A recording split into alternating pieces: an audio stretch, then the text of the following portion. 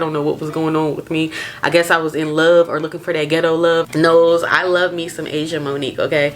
Yeah, it kind of, I just didn't like it. This is my first mafia romance by this author. The book had your girl squealing. Hey chapter besties, what's up and welcome back to another video. For those who don't know, my name is Angie, and over here we read romance, we read thriller, we read historical fiction, we read literary fiction and contemporary fiction. You can see me dabble into everything but self-help depending on the part of the year, and fantasy definitely is a no-no.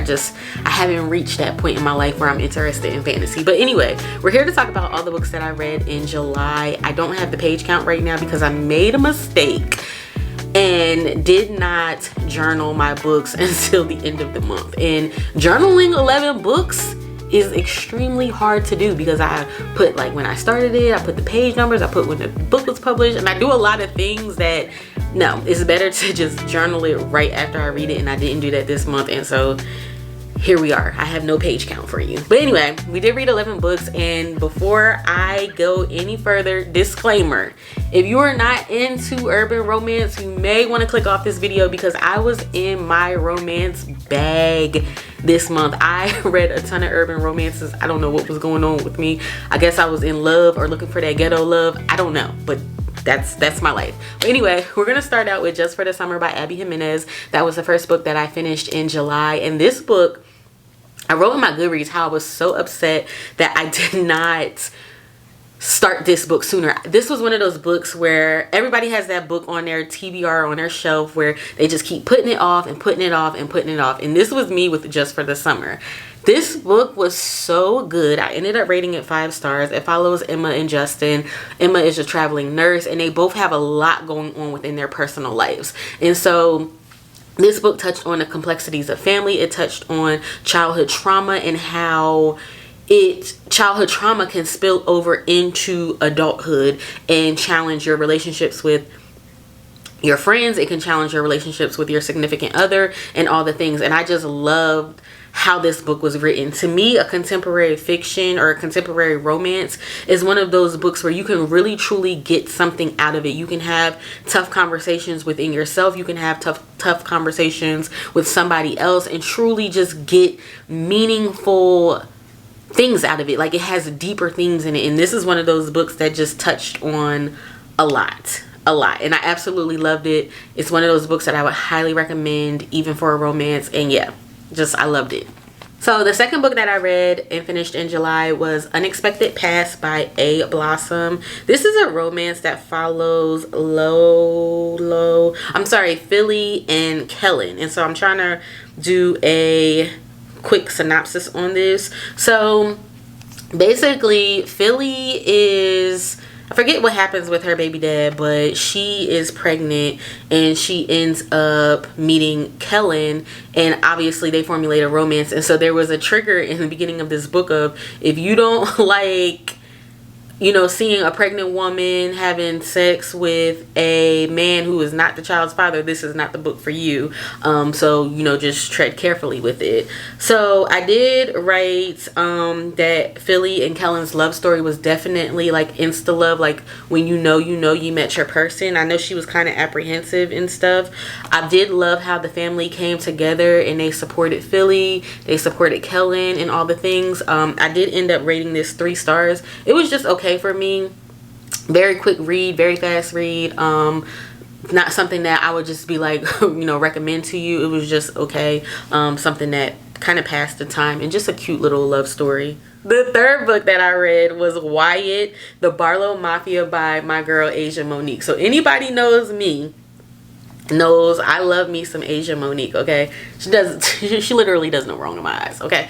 I love her. She's one of those authors that's an instant buy, and I just enjoy the book. So this book was extremely inclusive. So it deals with a deaf female main character, so ASL is involved, and so I love the representation with that. But anyway, they are both in mafia families, and this is, hold on, before I get into that, I rated it 5 star, and this is my first mafia romance by this author. So, and I think she has like a bunch of series before this, because I think Wyatt is kind of introduced in another book. But anyway, It follows the male main character's name is Wyatt, and then Analia is the female main character, and so they're both in mafia families. And so Wyatt is creating a deal with another family, and in order for this to kind of like play out, the head of that family, I think his name was Ace, gives Analia to this man to marry. So obviously they fall in love, they start liking each other, and I just love how they protected one another.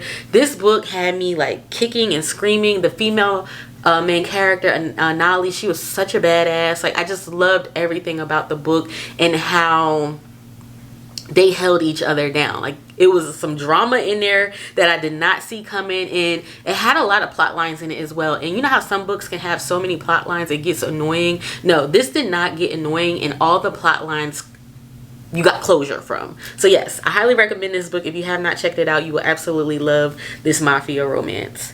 So the next book that I read, and this was a series, so they were very short books.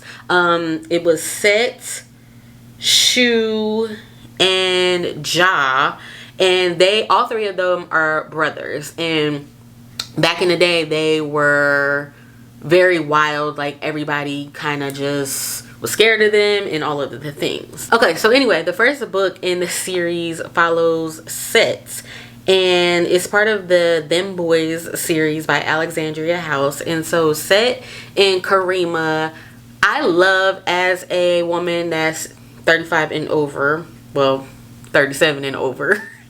I love books now. I'm in a place where, and this could be why I haven't read young adult this year, because I'm just not in a space of reading young adult. And I love some young adult books, but this year I just have not been in headspace for that. I just can't do it right now, but I do have one on my hit list. But anyway, so this follows Set and Karima, and they are older, so they're like in the 40+ club. They have grown children. Karima has a grandchild, and so they meet basically at a high school reunion and kind of just start this romance. But it's kind of frowned upon because Set and his siblings, they were kind of very rough around the edges when they were growing up. Like, they just have a bad reputation. And so you see Set and Karima form this beautiful relationship. Like, it's really, really beautiful. I think I rated the book 4 stars. Yeah, because they were just so adorable together, and I loved seeing older romance. I think maybe I would recommend this book if you are a part of the grown adult, the real grown adult club. You will appreciate this book because you see kind of them just fooling around with one another. It's supposed to just be about one thing, but it turns into something else for both of them, and they're kind of like apprehensive to tell one another because it wasn't supposed to be that in the relationship. So yeah, it was really good. So the second book in the series follows Ja, and I rated this 3 stars. I just wasn't feeling this one because it had the cheating trope in it. So Karima's friend Trisha is the female main character in this, and then Ja is the brother to Set. So like I told you, it follows the brothers.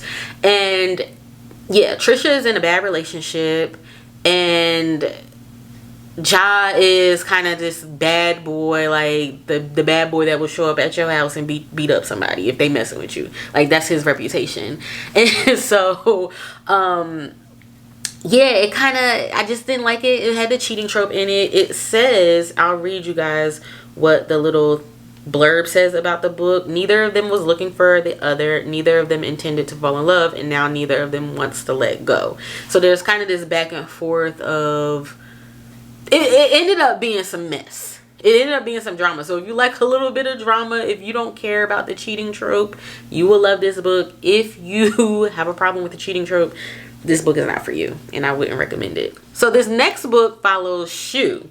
He is the third brother, and I forget their ages, but Shu and Denver, okay, they had a little bit of depth in their story, and I ended up rating this book 4 stars. I wrote in my Goodreads how Denver and Shu, they were both broken when they met each other. They were both still trying to find themselves, but I love how they found themselves together. And I think that's kind of, people think like you have to be healed and whole to fully be in a relationship. To a certain extent, yes, but there's still some parts that's going to be forever healing. You're going to be forever evolving and things like that. And so I love how they were together as they were doing that. I also wrote in here how the writing was kind of left you in suspense. So I wrote, I love how a certain component of the story was conveyed to us as readers as it told what happened and then went back a few hours to tell you why it happened and who it happened to. So it was kind of like that chapter would end and then it would jump to something else, and then the next chapter it would go back and tell you, oh shoot, what happened, because something really, really big happened in this book that it kind of just left you in suspense. Like it was a really kind of a suspense romance in this case. Yeah. I did write, this last book tied the series together. The brothers went through so much, too much. Now the brothers had trauma too, right? And I love how they all got their happily ever afters in the ending, because they just had a lot going on within themselves. And this is one of those series that if you have are triggered by abuse, this would not be the best series for you. I don't want to give too much away because I don't want to just spoil it, but I just feel like I have to share the triggers with you because some people are really overly sensitive to things, and just because you have healed doesn't mean you have triggers. Side note, me and my husband just celebrated 19 years of marriage. I got married when I was 18, so July 29th we celebrated 19 years of marriage, and I'm a huge The Summer I Turned Pretty fan. In the last episode that aired, Belly's mom was just going off on her about getting married to Jeremiah so young, and so I was 3 years younger than Belly when she got married, and so 19 years later that still triggered me to have these feelings of just the lack of support that I got at 18 years old by my family. Like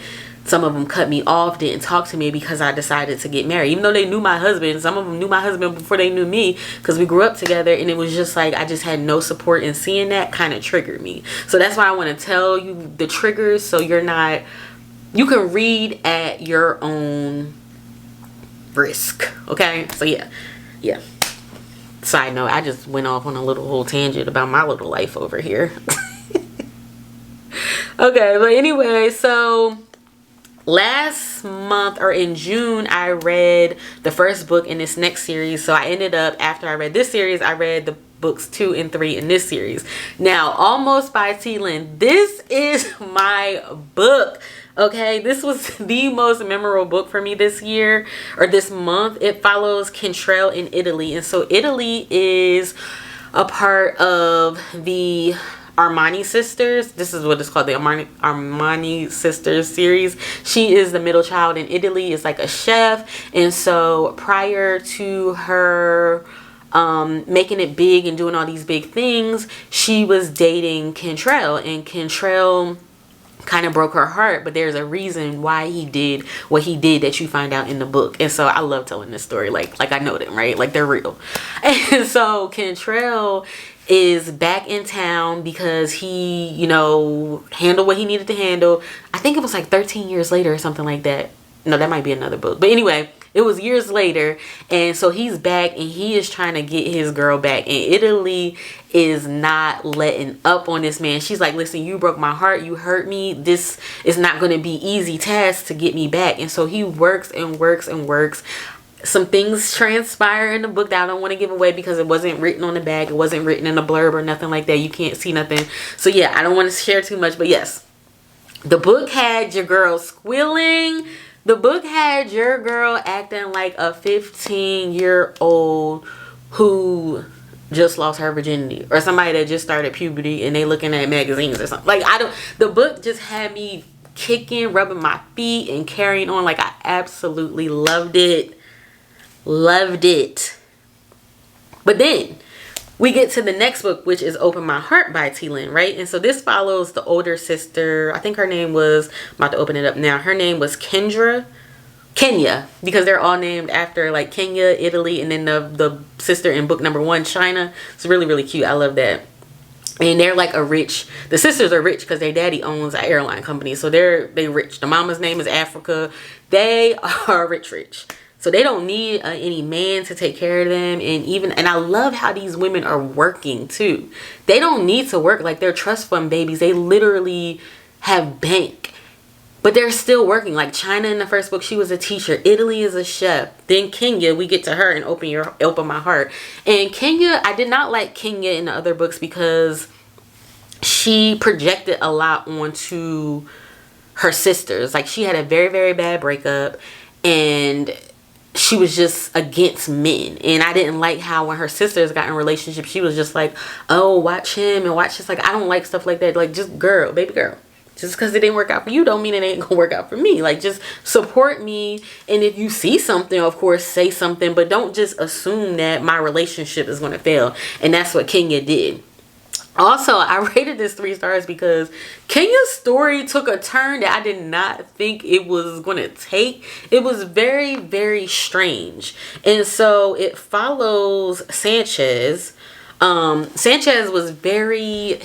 So there's an age gap with Sanchez, the main character, being younger than Kenya. And he is just getting he's fresh out of jail. He was very rough with her, but at the same time he was very soft with her. And so I don't know, it just, the connection between them, it was there, but I wasn't really sold and convinced on it. I don't know, but I did end up reading next I Found Love by T. Lin, which is the follow-up to that book, because it doesn't leave on a cliffhanger, but it doesn't leave how we normally see books leave. The epilogue, they're married, they may have 2 kids, they're in love, living in their little cottage. Like, it didn't end like that, but it ended with them together, but it didn't show that part. So I Found Love, which is this little short novella, it picks up on that story and how they manage their relationship. And there's obviously some things in there that I don't want to tell because I don't want to give it away. So then I read the 3rd book in the Lost and Found series called Where We Found Our Passion by Natasha Bishop, which is another auto-buy author for me. Love me some Natasha Bishop. I'm picking her books up. I love her. Love her, love her, love her. I don't think this is the final book in the series. I think there's another one. And I don't know when it's going to come out. I've been stalking her Instagram and I haven't heard anything about it unless I just missed it. But anyway, this is one of those series that has a really good found family. This one follows Olivia and Kai, and this is a second chance romance. So Kai is a physical therapist and Olivia is a professional soccer player. And so Olivia is very controlled by her dad. And Kai and Olivia, they grew up together. They are childhood friends, so it's friends to lovers, along with second chance romance, along with a little forced proximity. So a lot of different tropes in here. And so Olivia gets hurt and she ends up calling Kai to help her rehab through her physical therapy. She's a little bit nervous because obviously there's still love there, and she's hiding a major secret as to why they had to break up in college. And so yeah, it follows that story. I ended up, what did I rate this? I think I rated this 4 stars. Yeah, I feel like the other books in the series were 5 stars for me, or one of them was 5 stars, but this one just, it didn't fall short. I won't say that, but Kai and Olivia was just, I don't know, they were just okay to me. So yeah, that's why I ended up rating it 4 stars. But I did really enjoy the story. And the last book that I read was The X-Files by Jessica Joyce. So you guys know one of my one of my goals for this year is to make sure that I'm reading new authors and just opening my, expanding my palette, my author palette. So this is a new author for me. I was not very impressed with this book. It never takes me super long to read a romance book. I started The X-Files July 1st. I finished it July 31st. I just wasn't invested in the couple. I found Georgia, the female main character, very annoying. I don't know if I didn't like it because it wasn't dual point of view. It was told just from her perspective. I would have loved to hear Eli's perspective on how he was feeling and all the things. And granted, we got it towards the end, and the end did pick up a little bit, but I just did not care about their love. Now, I'm one of those people, just because I don't like a book, that does not mean that I'm going to not purchase from the author again. I still want to read You With a View. But I just was not convinced in their love. Like, it didn't wow me how I thought it was going to wow me, and I realized that when it took me 31 days to read the book, to read a romance at that. And y'all know how I feel about romances. But anyway, that's what we read this month. We're already starting out. It's August 1st when I'm filming this. We're already starting out with thrillers because I said, listen, August, I am not going to be doing a bunch of romances. I don't know, like June and July, I've been in love. I've been obsessed. Like, y'all, I don't know what to tell y'all. I just been in love. And so yeah, we are starting out this month. So I promise you, when I do my recap in August, it will have some historical fiction in it. It will have some thrillers in it because I'm already reading a thriller book, and then I'm buddy reading another book with a friend of mine. So yeah, I hope you guys enjoyed the video. It's an urban romance month. I mean, it is what it is. But yeah, hope you enjoyed the video, and I will see you guys all in the next one. Oh yeah, if you are an urban romance reader, please drop some recs below. And yeah, if you think I will like it or not. All right guys, I'll see you guys all in the next one. Have a blessed day.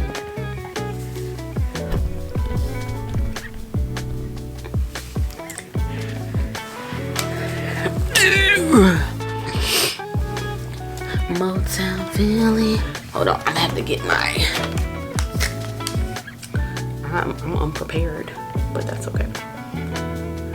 We're gonna get this going. We're gonna get this going. Dang, I have to read 10 books a month to meet my challenge. Okay, here we go. Set.